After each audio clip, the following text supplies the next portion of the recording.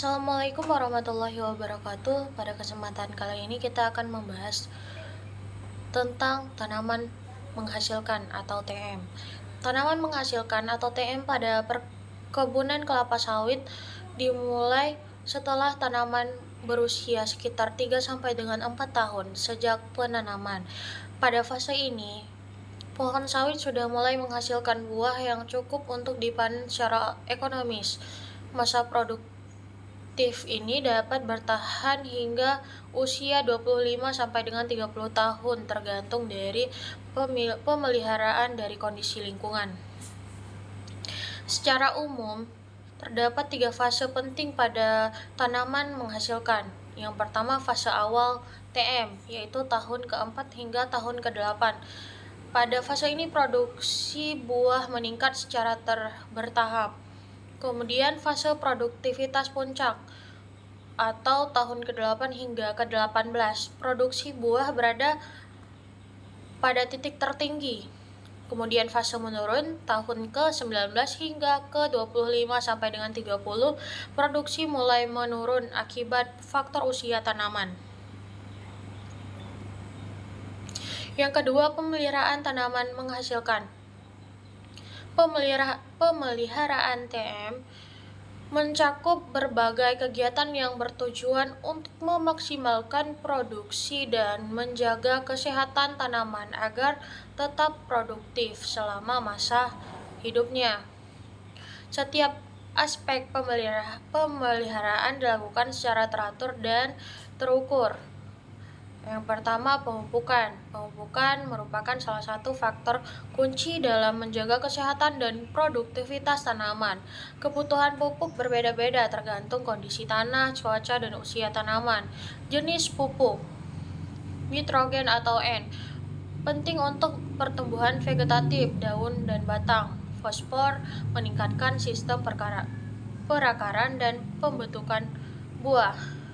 Kemudian kalium membantu pembentukan minyak dalam buah serta ketahanan tanaman terhadap penyakit. Kemudian magnesium berperan dalam fotosintesis dan pembentukan klorofil. Kemudian kalium menjaga keseimbangan nutrisi dalam tanah dan memperkuat dinding sel tanaman.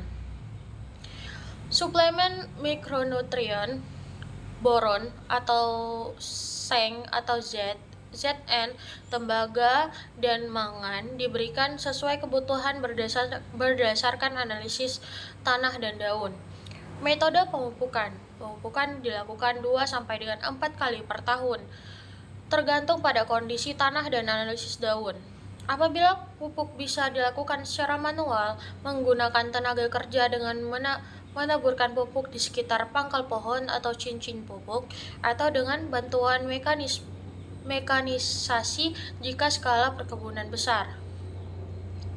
Penggunaan pupuk anorganik seperti urea atau MOP atau TSP dan dolomit disesuaikan dengan kebutuhan. Pupuk organik tandan kosong atau janjang kosong yang telah digunakan di pabrik pengolahan seringkali dikembalikan ke kebun untuk dijadikan pupuk organik. Ini membantu menambah unsur hara ke dalam tanah.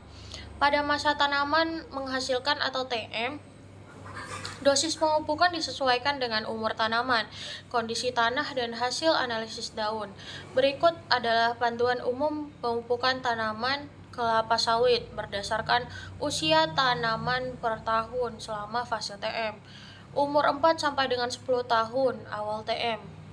Yang pertama ada nitrogen 1,5 sampai dengan 2,5 kg per pohon per tahun. Fosfor 0,3 sampai dengan 0,6 per kilogram per pohon per tahun dalam waktu TSP. Kalium 1,0 sampai dengan 3,5 kg per tahun per pohon per tahun dalam bentuk dolomit atau kieserit. Kalsium atau Ca 1,0 sampai dengan 2,0 kg per pohon per tahun dari dolomit. Suplemen mikronutrien tergantung pada hasil analisis tanah dan daun. Biasanya diaplikasikan dalam jumlah kecil atau boron 50 sampai dengan 150 gram per pohon, seng 50 sampai dengan 100 gram per pohon. Umur 10 sampai dengan 20 tahun atau produktivitas maksimal. Nitrogen 2,0 sampai dengan 3,0 kg per pohon per tahun, fosfor 0,5 sampai dengan 1,0 kg per pohon per tahun, kalium 0,2 sampai dengan 4,5 kg per pohon per tahun, magnesium 0,75 sampai dengan 1,5 kg per pohon per tahun, kalsium 1,0 sampai dengan 2,5 kg per pohon per tahun. Suplemen mikronutrien tetap mengikuti hasil analisis daun dan tanah. Umur 20 tahun lebih atau menjelang replanting, nitrogen 1,5 sampai dengan 2,0 kg per pohon per tahun, fosfor 0,3 sampai dengan 0,5 kg per pohon per tahun, kalium 1,0 sampai dengan 3,0 kg per pohon per tahun, magnesium 1,0 sampai dengan 2,0 kg per pohon per tahun. Suplemen mikronutrien aplikasi dapat dikurangi jika produktivitas menurun. Pemupukan organik. Tandan kosong diaplikasikan di sekitar pohon sebagai mulsa untuk menambah bahan organik. Umumnya diberikan sekitar 60 sampai dengan 60 ton per hektar per tahun, tergantung hasil produksi pabrik dan ketersediaan. TSP dan MOP adalah jenis pupuk anorganik yang digunakan untuk menyediakan unsur hara penting bagi tanaman. Berikut penjelasannya. 1. TSP atau Triple Super Phosphate. TSP adalah pupuk yang mengandung unsur fosfor atau P dalam bentuk fosfat P2O5 dengan konsentrasi sekitar 44 sampai 45%. Fosfat sangat penting untuk mengembangkan sistem perakaran, pembentukan bunga, dan pembentukan buah. TSP biasanya digunakan pada tahap pertumbuhan awal tanaman dan selama masa produksi untuk memperkuat akar dan meningkatkan efisiensi penyerapan nutrisi lainnya. Yang kedua, MOP atau Muriate of Potash. MOP adalah pupuk yang mengandung unsur kalium dalam bentuk kalium klorida atau KC1 dengan kandungan kalium sekitar 60%. Kalium membantu tanaman dalam pembentukan buah, meningkatkan kualitas hasil panen, dan memperkuat daya tahan tanaman terhadap penyakit serta kondisi cuaca ekstrim. MOP umumnya digunakan pada tanaman menghasilkan atau TM untuk mendukung pertumbuhan buah dan meningkatkan kandungan minyak pada tanaman kelapa sawit. B. Yang kedua yaitu pengendalian gulma. Pengendalian gulma sangat penting untuk mencegah tanaman saingan yang bisa mengambil nutrisi, air, dan cahaya dari kelapa sawit. Gulma juga bisa menjadi sarang bagi hama. Metode pengendalian gulma. Yang pertama, manual. Penyiangan menggunakan sabit atau alat mekanis. Kimia menggunakan herbisida seperti paraquat dan glyphosate untuk membunuh gulma di sekitar tanaman sawit. Pengendalian gulma secara kimia. Herbisida digunakan untuk mengendalikan gulma secara efektif, terutama di sekitaran piringan pohon atau area sekitar pangkal pohon kelapa sawit. Penggunaan herbisida diukur berdasarkan dosis per hektar. Jenis herbisida dan dosis. 1. Herbisida kontak. Fungsinya yaitu membunuh gulma, daun lebar, dan rumput-rumputan secara cepat dengan cara kontak langsung. Aplikasi digunakan 2 sampai dengan 3 kali per tahun tergantung pada tingkat pertumbuhan gulma. Paraquat diaplikasikan di sekitar piringan atau jalur jalan pada tanaman berumur muda dan dewasa. Kemudian ada herbisida sistemik. Fungsinya yaitu membunuh gulma, daun lebar, dan rumput hingga ke akar dengan cara sistemik atau diserap oleh tanaman dan mematikan seluruh bagian. Aplikasinya yaitu biasanya digunakan 2 sampai 3 kali per tahun tergantung pada kondisi gulma. Dosis yang lebih tinggi dapat digunakan jika gulma sudah parah. Glyphosate efektif dapat membersihkan area sekitar piringan pohon atau jalur di antara barisan tanaman. Yang ketiga, ada herbisida sistematik selektif. Fungsinya itu sangat efektif terhadap gulma, daun lebar, dan semak, serta beberapa spesies rumput. Aplikasinya yaitu biasanya digunakan 1 sampai 2 kali per tahun, terutama di area dengan investasi gulma, semak, dan rumputan yang lebih kuat. Yang keempat ada herbisida sistemik. Fungsinya itu sangat efektif untuk mengendalikan gulma keras seperti semak dan pardu yang sulit diberantas oleh herbisida biasa. Aplikasinya yaitu digunakan 1 sampai 2 kali per tahun pada area dengan investasi gulma semak berat. Frekuensi aplikasi berdasarkan umur tanaman. Umur 4 sampai 10 tahun atau awal TM, herbisida kontak digunakan untuk membunuh gulma secara cepat pada tahap vegetatif awal. Paraquat atau 20% SL 1,5 sampai dengan 2,5 liter per hektar per aplikasi. Glufosinat amonium 2,0 sampai dengan 3,0 per liter per hektar. Kemudian herbisida sistemik digunakan untuk pengendalian gulma yang memiliki akar dalam atau sulit mati dengan herbisida kontak.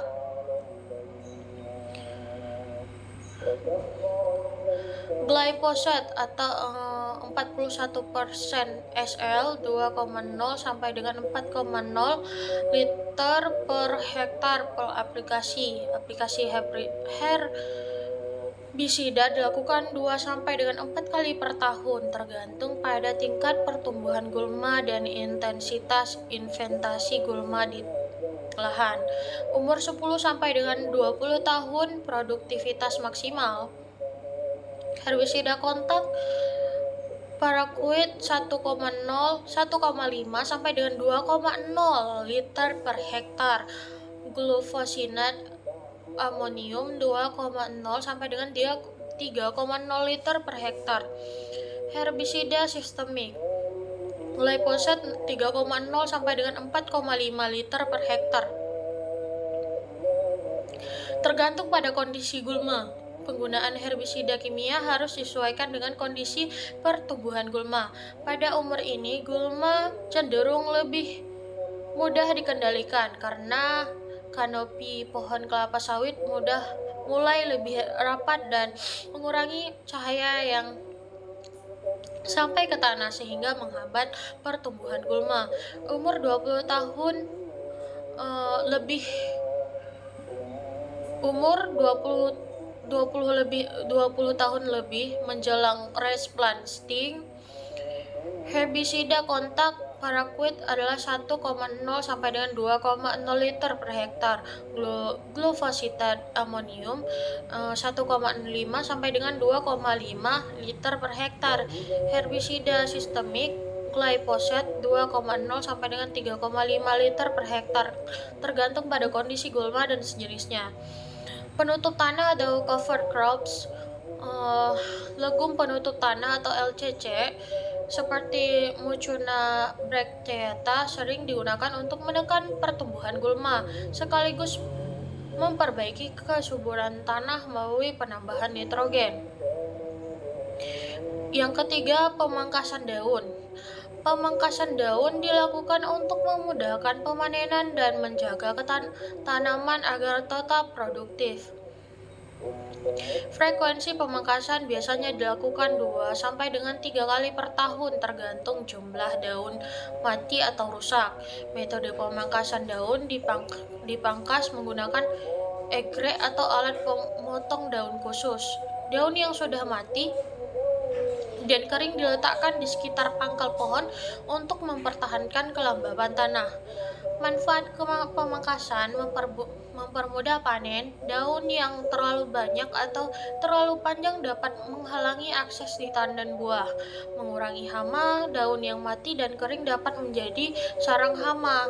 Menjaga produktivitas pohon. Daun tua yang tidak lagi efektif dalam fotosintesis perlu dipangkas untuk memberi ruang bagi tumbuhan daun muda yang lebih produktif.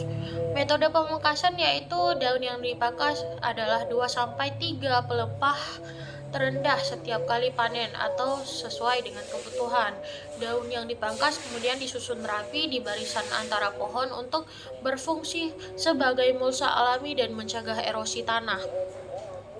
Yang keempat ada pengendalian hama dan penyakit. Hama dan penyakit bisa sangat merugikan jika tidak dikelola dengan baik. Pengendalian dilakukan dengan pendekatan terpadu. Yang pertama, hama utama, ulat kantong atau Metisa plana. Ulat kantong adalah hama yang memakan daun tanaman kelapa sawit, mengurangi kemampuan fotosintesis dan menurunkan produksi. Ulat ini biasanya ditemukan pada daun muda di puncak tanaman. Pengendaliannya itu secara biologis yaitu menggunakan musuh alami seperti parasit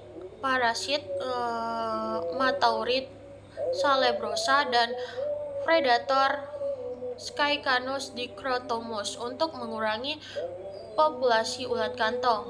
Secara kimia, aplikasi insektisida seperti deltamethrin dan crypermethrin penyemprotan dilakukan seperti saat infektasi ulat kantong cukup tinggi.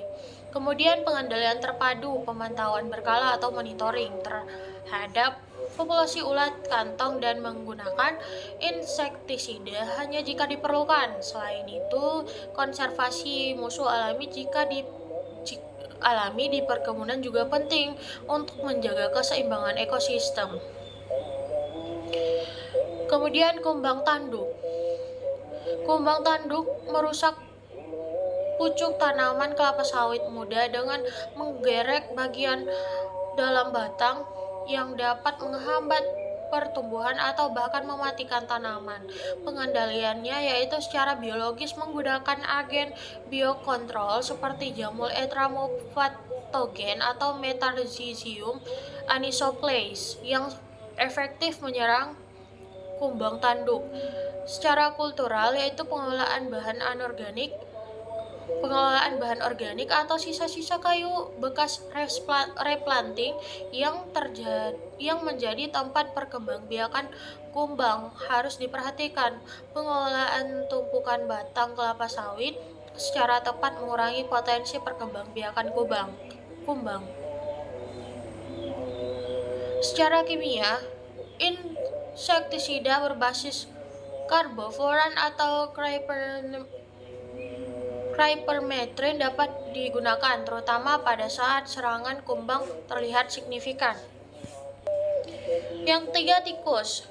Tikus sering menyerang buah kelapa sawit, terutama pada tahap matang, yang mengakibatkan kerusakan langsung pada produksi. Pengendalian. Secara biologis, penggunaan burung hantu sebagai predator alami untuk mengendalikan populasi tikus. Burung hantu ini sangat efektif dalam mengurangi jumlah tikus di perkebunan secara berkelanjutan. Secara mekanis, penggunaan perangkap tikus seperti perangkap mekanis atau lem tikus di sekitar area tanaman. Secara kimia, rodentisida seperti warfarin atau glodivargum dapat digunakan dalam keadaan darurat, namun harus dipantau secara ketat untuk menghindari dampak negatif pada hewan liar lainnya. Yang kedua, penyakit utama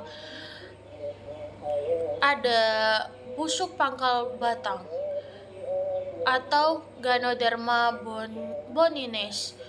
Ganoderma adalah penyakit jamur yang menyebabkan busuk pada pangkal batang kelapa sawit yang dapat menyebabkan kematian tanaman. Penyakit ini menyebar melalui tanah dan material tanaman yang terinfeksi. Pengendaliannya yaitu secara kultural, sanitasi kebun dengan membersihkan sisa-sisa batang atau tanaman mati yang terinfeksi Ganoderma. Hal ini bertujuan untuk mencegah penyebaran jamur melalui kontak fisik dengan tanaman sehat. Secara kimia, penggunaan fungisida seperti hekakonazol atau Trichoderma herzianum dapat diaplikasikan sebagai upaya pengendalian, namun hasilnya terbatas jika infeksi sudah parah. Trichoderma adalah agen hayati yang bekerja sebagai antagonis terhadap jamur Ganoderma, membantu dalam mencegah penyebarannya. Secara biologis, aplikasi jamur antagonis Trichoderma pada akar tanaman untuk mencegah perkembangan Ganoderma. Penanaman bibit yang tahan terhadap Ganoderma juga dianjurkan pada area yang sudah terinfeksi berat. Pengelolaan terpadu, pengawasan ketat melalui infeksi rutin terhadap tanaman, terutama pada tanaman yang sudah berumur 10 tahun ke atas. Pemotongan dan pembakaran tanaman yang terinfeksi berat bisa menjadi tindakan terakhir untuk menghentikan penyebaran penyakit. Kemudian pengendalian terpadu hama dan penyakit atau PHT. Pengendalian terpadu atau PHT melibatkan kombinasi metode pengendalian biologis, kultural, dan kimia untuk menekan populasi hama dan perkembangan penyakit dengan tetap menjaga keseimbangan ekosistem. Monitoring rutin terhadap hama dan penyakit di perkebunan serta penerapan strategi pengendalian yang berkelanjutan akan memberikan hasil yang lebih optimal. Kemudian pengelolaan air dan drainase. Pengelolaan air dan drainase pada kelapa sawit, terutama pada tanaman menghasilkan atau TM, sangat penting untuk menjaga keseimbangan air yang optimal karena baik kekurangan maupun kelebihan air dapat mempengaruhi pertumbuhan dan produktivitas tanaman. Berikut adalah penjelasan terperinci terkait frekuensi, metode, dan jumlah air yang dibutuhkan, serta pengelolaan drainase. Pertama, yaitu pengelolaan air. Kelapa sawit memerlukan curah hujan optimal antara 1.800 hingga 2.500 mm per tahun yang terdistribusi secara merata pada kondisi di mana curah hujan tidak mencukupi. Seperti di musim kemarau, irigasi harus dilakukan untuk menjaga produktivitas tanaman.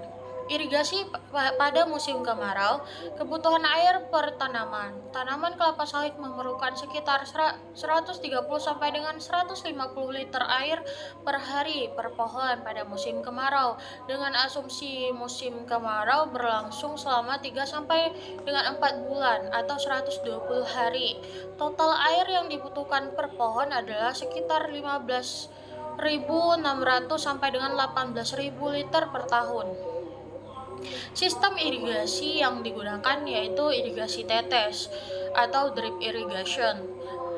Efisien karena air yang diberikan langsung ke akar tanaman dalam jumlah kecil tetapi terus-menerus. Irigasi ini meminimalkan pemborosan air terutama di lahan kering. Frekuensi dijalankan setiap hari selama musim kemarau. Irigasi sprinkler atau sprinkler irrigation yaitu air disemprotkan dalam bentuk tetesan kecil di area sekitar tanaman, meniru hujan.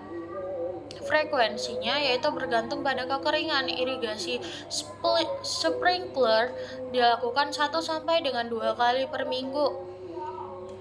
Dengan total air yang diberikan per aplikasi adalah 3.000 sampai dengan 4.000 liter per hektar. Kemudian frekuensi irigasi berdasarkan kondisi tanah, lahan kering atau berpasir. Irigasi diperlukan lebih sering dengan frekuensi 2 sampai dengan 3 kali seminggu atau bahkan lebih. Kemudian lahan gambut atau tanah liat. Lahan ini memiliki daya simpan air yang lebih tinggi, sehingga irigasi mungkin hanya diperlukan 1 sampai dengan 2 kali per minggu selama musim kemarau. Yang kedua, pengelolaan drainase.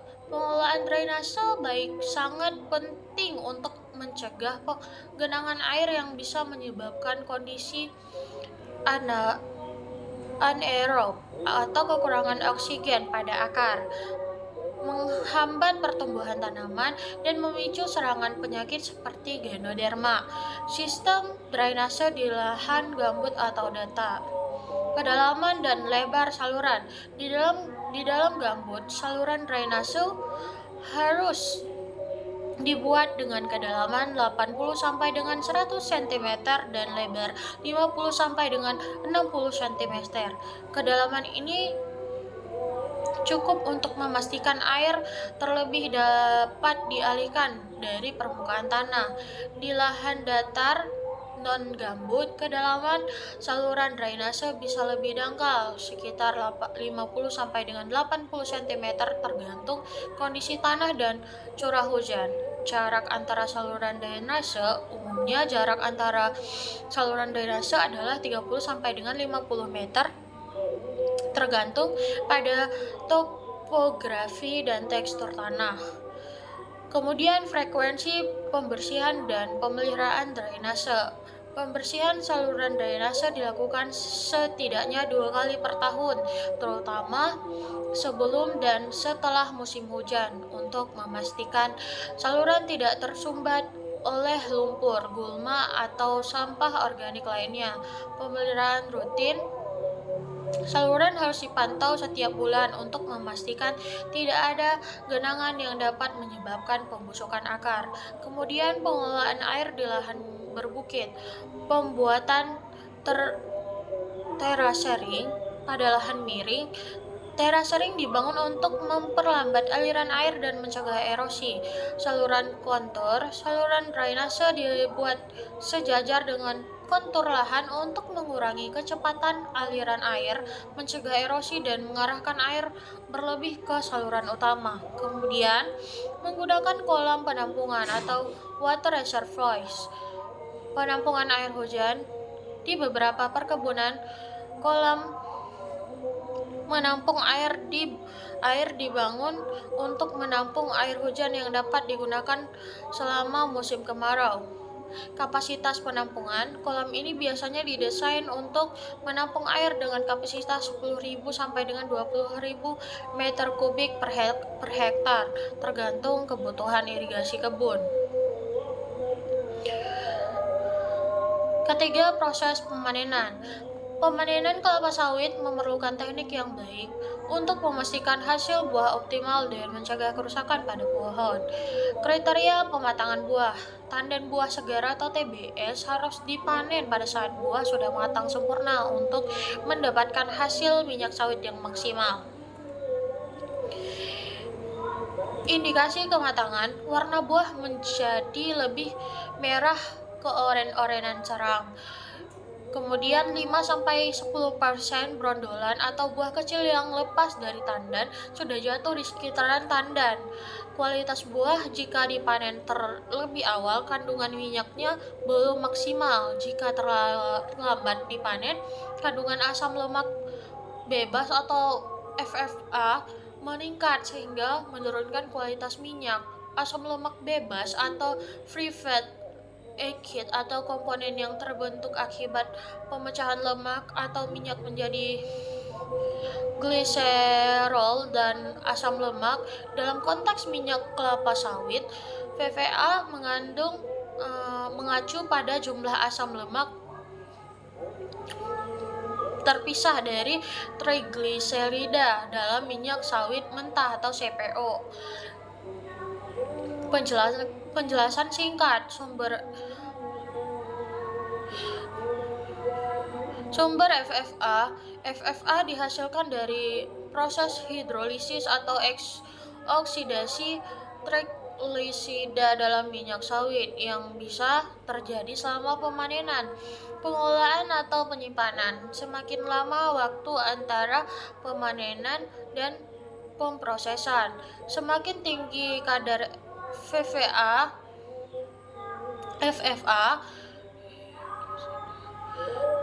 terutama jika buah sawit dibiarkan membusuk atau terluka. Dampak FFA. Kadar FFA yang tinggi dalam minyak sawit dapat menurunkan kualitas minyak karena FFA yang tinggi menyebabkan minyak berbau tengik, rasanya tidak enak dan memiliki stabilitas yang lebih rendah. Standar FFA untuk minyak kelapa sawit rendah mentah. Untuk minyak kelapa sawit mentah, kadar FFA yang diizinkan biasanya di bawah 5%. Minyak dengan FFA tinggi harus diproses lebih lanjut melalui pemurnian untuk menurunkan kadarnya. Faktor-faktor yang meningkatkan FFA.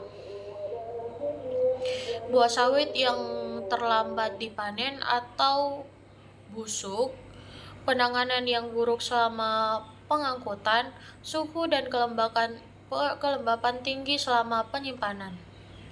Cara mengidentifikasi buah matang. Pemeriksaan visual oleh pemanen di lapangan. Pemanen terlatih akan mengamati tandan dan memutuskan waktu yang tepat untuk memotong tandan tersebut. Kemudian alat dan teknik pemanenan. Alat utama yang digunakan adalah egrek atau alat serupa sabit yang dipasang di ujung galah panjang, dan dodos atau alat sabit pendek untuk potong rendah. Langkah pemanenan. Yang pertama, pemanen mengamati kematangan tandan dari bawah pohon. Yang kedua, jika tandan siap dipanen, egrek digunakan untuk memotong tangkai tandan. Yang ketiga, tandan yang jatuh dikumpulkan dan dimasukkan ke dalam keranjang atau gerobak. Yang keempat, brondolan yang jatuh di sekitaran pohon juga dikumpulkan karena masih memiliki kandungan minyak yang tinggi. Kemudian frekuensi pemanenan biasanya dilakukan setiap 7 sampai dengan 10 hari sekali tergantung dari tingkat produksi pohon dan kematangan tandan. Semakin teratur frekuensi pemanenan, semakin baik kualitas buah yang diperoleh. Kemudian penanganan pasca pemanenan. Setelah dipanen, tandan buah segar atau TBS harus segera dikirim ke pabrik untuk diolah menjadi minyak sawit mentah atau CPO. Transportasi atau TBS harus diproses dalam waktu kurang dari 24 jam setelah panen untuk mencegah peningkatan kadar asam lemak bebas FFA. Pengolahan di pabrik. TBS direbus, dipipil, diekstraksi minyaknya. Proses ini melibatkan perebusan, pengepresan, dan pemurnian minyak. Yang keempat adalah siklus produktivitas dan replanting. Setelah mencapai usia 25 sampai dengan 30 tahun, produktivitas tanaman kelapa sawit akan menurun. Peremajaan atau replanting dilakukan dengan cara pembongkaran pohon lama menggunakan alat berat untuk mencabut pohon tua dan penghancuran kayu bekas. Perbedaan antara tanaman menghasilkan (TM) dan tanaman belum menghasilkan yaitu (TBM) pada kelapa sawit didasarkan pada umur tanaman, produktivitas, serta status pertumbuhan dan perkembangan buah. Berikut perbedaan utamanya. Yang pertama, umur tanaman. Tanaman belum menghasilkan atau TBM ini adalah fase awal pertumbuhan kelapa sawit sejak penanaman bibit di lapangan hingga tanaman mulai berbuah. Biasanya, tanaman belum menghasilkan berada pada umur 0 sampai dengan 3 tahun. Pada fase ini, penanaman masih dalam masa vegetatif dengan fokus pada pertumbuhan daun, batang, dan akar.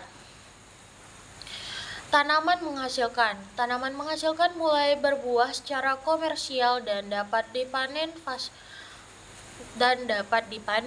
Fase ini biasanya dimulai setelah tanaman berumur 3 sampai dengan 4 tahun tergantung pada varietas dan kondisi lingkungan. Setelah memasuki fase TEM, proses kelapa sawit akan menghasilkan buah secara terus-menerus selama sekitar 20 sampai dengan 25 tahun dengan puncak produktivitas pada umur 8 sampai dengan 15 tahun. Yang kedua, produktivitas. Tanaman belum menghasilkan atau TBM tidak ada produksi buah yang dapat dipanen secara komersial selama fase TBM. Meskipun bunga atau buah kecil mungkin muncul pada umur 2 sampai 3 tahun, hasilnya belum cukup untuk dipanen. Tanaman menghasilkan atau TM.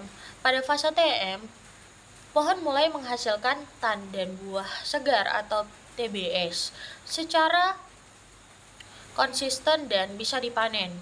Produksi awal mungkin masih rendah, tapi akan meningkat seiring bertambahnya usia tanaman hingga mencapai puncak pada usia 8 sampai dengan 15 tahun. Yang ketiga, pemeliharaan. Tanaman belum menghasilkan. Pemeliharaan lebih difokuskan pada perawatan pertumbuhan tanaman seperti pemupukan untuk pertumbuhan vegetatif, pengendalian gulma, serta perawatan kesehatan tanaman agar dapat berkembang dengan baik hingga mencapai fase yang menghasilkan. Pemupukan dan pemangkasan dilakukan untuk mendorong pertumbuhan optimal tetapi tidak ada kegiatan panen. Tanaman menghasilkan. Fokus pemeliharaan bergeser pada peningkatan produktivitas buah. Selain pemupukan dan pengendalian hama, kegiatan panen buah dilakukan secara berkala, biasanya setiap 10 sampai dengan 14 hari. Pemeliharaan intensif melibatkan pengelolaan tanaman yang sudah berproduksi untuk menjaga tingkat produksi yang optimal, termasuk pemangkasan daun tua, pemupukan untuk mendukung produksi buah, serta penanganan hama dan penyakit. Yang keempat, peran ekonomi. Tanaman belum menghasilkan. Pada fase ini, tanaman belum memberikan keuntungan ekonomi karena belum ada produksi buah yang dapat dipanen. Perkebunan masih berada dalam tahap investasi dengan biaya pemeliharaan yang cukup tinggi tanpa adanya pemeliharaan dari penjualan buah. Tanaman menghasilkan. Tanaman mulai memberikan hasil ekonomi berupa buah yang bisa dipanen dan diolah menjadi minyak kelapa sawit. Pada fase ini, perkebunan mulai memberikan pendapatan yang signifikan. Produktivitas optimal akan memberikan keuntungan yang lebih besar. Yang kelima, fase pertumbuhan.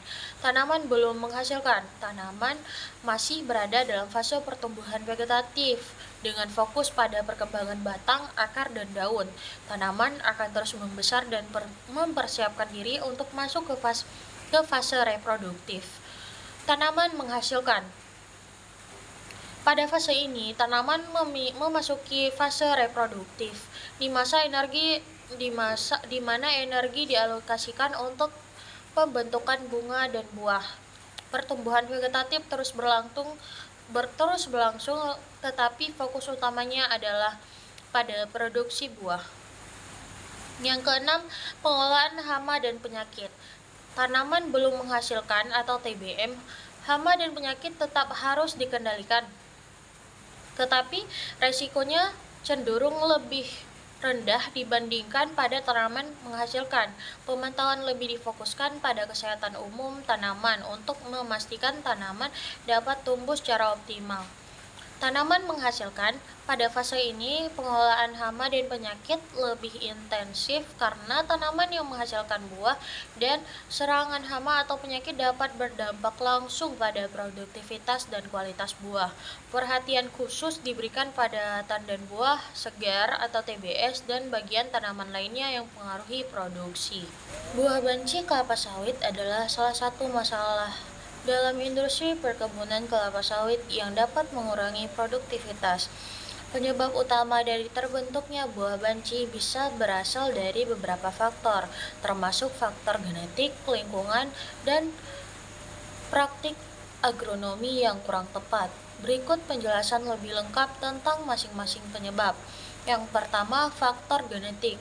Kelapa sawit secara genetik memiliki variasi dalam kemampuan menghasilkan buah yang berkualitas. Beberapa pohon kelapa sawit mungkin memiliki gen yang membuat mereka lebih rentan terhadap produksi buah banci. Berikut beberapa rincian. Beberapa varietas kelapa sawit mungkin memiliki kecenderungan yang lebih tinggi untuk menghasilkan buah banci.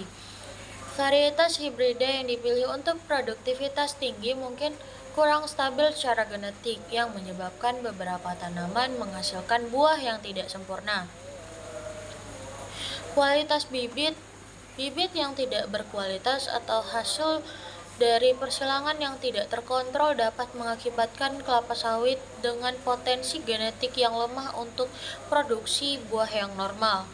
Mutasi genetik alami atau yang terjadi selama pembibitan bisa menyebabkan kelainan pada proses pembentukan buah, menghasilkan buah banci atau buah yang tidak sempurna.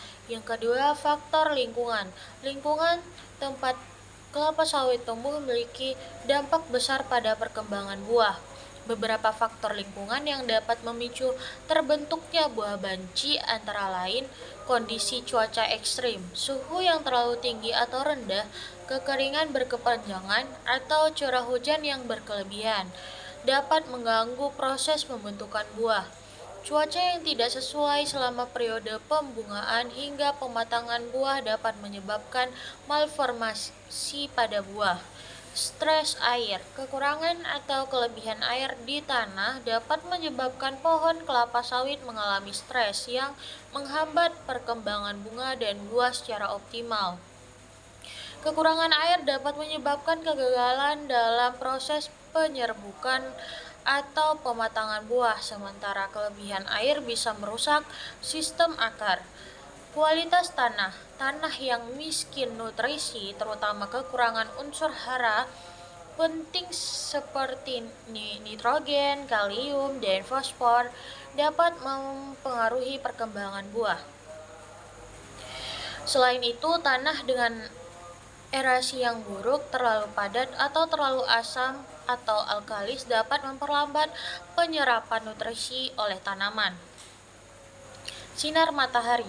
Kelapa sawit memerlukan sinar matahari yang cukup untuk fotosintesis optimal. Jika pohon mendapatkan sinar matahari yang kurang, proses pertumbuhan buah bisa terganggu, menyebabkan produksi buah yang tidak sempurna. Yang ketiga, praktik agronomi. Praktik agronomi yang tidak tepat juga berkontribusi besar terhadap terbentuknya buah banci. Beberapa kesalahan umum termasuk pemupukan yang tidak tepat, pemupukan yang tidak sesuai dengan kebutuhan tanaman, baik dari segi dosis maupun jenis pupuk bisa mempengaruhi pertumbuhan pohon dan kualitas buah. Pemupukan yang kurang tepat dapat menyebabkan tanaman kekurangan nutrisi penting untuk pembentukan buah yang sehat. Pengolahan penyerbukan. Proses penyerbukan kelapa sawit bergantung pada serangga seperti kumbang penyerbuk. Jika ada gangguan dalam populasi serangga penyerbuk seperti penggunaan pestisida yang tidak tepat, penyerbukan bisa terganggu yang menyebabkan buah tidak berkembang sempurna. Pemangkasan yang buruk. Pemangkasan daun dan tandan buah yang tidak tepat dapat mengganggu keseimbangan nutrisi dan energi dalam pohon. Jika terlalu banyak daun dipangkas, fotosintesis terganggu dan pohon tidak bisa menghasilkan buah yang berkualitas. Pengelolaan hama dan penyakit. Serangan hama dan penyakit yang tidak dikelola dengan baik juga dapat menyebabkan stres pada tanaman dan mempengaruhi kualitas buah. Hama seperti kumbang merah atau penyakit jamur bisa menyerang tanaman, mengganggu perkembangan buah, dan menyebabkan buah banci.